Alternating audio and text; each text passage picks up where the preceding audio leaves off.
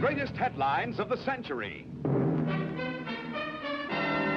Dateline, India, August 15th, 1947. In a moment, the story. India's battle for independence from the British Empire had been a pressing problem since the early years of the 20th century. Mohandas K. Gandhi, spiritual leader of millions of Hindus, had waged a passive war for several decades before the negotiations were to take a favorable trend.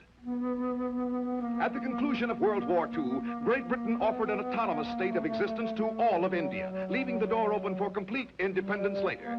Gandhi and his protege Nehru met with the English delegation and declared that such a situation would be unsatisfactory. They demanded complete withdrawal of all British control.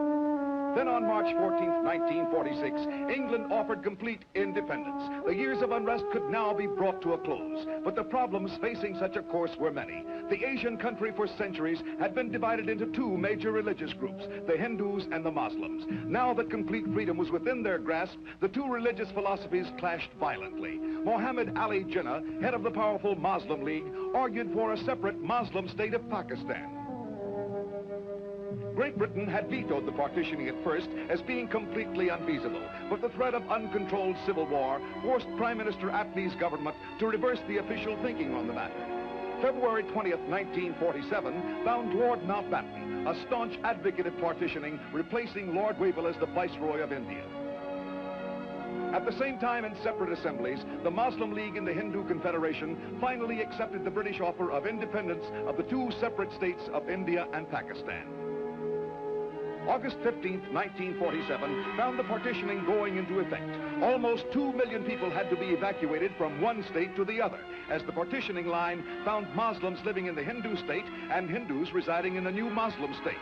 Hungry and homeless refugees set up housekeeping in the streets of the major cities. Bewildered, they waited helplessly for someone to take care of them.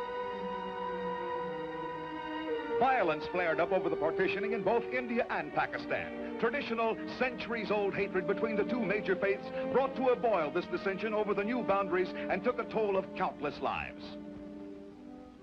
Although Pakistan had chosen complete independence from Britain, India chose complete sovereignty, with the symbolic retention of the king as a trademark of the free association of the Commonwealth members. The new Indian president, Rajendra Prasad, solemnly took his oath of office. To him and his Prime Minister Nehru now fell the unenvious task of leading their nation through the bramble-strewn path that lay ahead. India had received its long-sought independence, but it knew too well that the problem of retaining its freedom and healing its fierce domestic rifts would prove a larger battle still.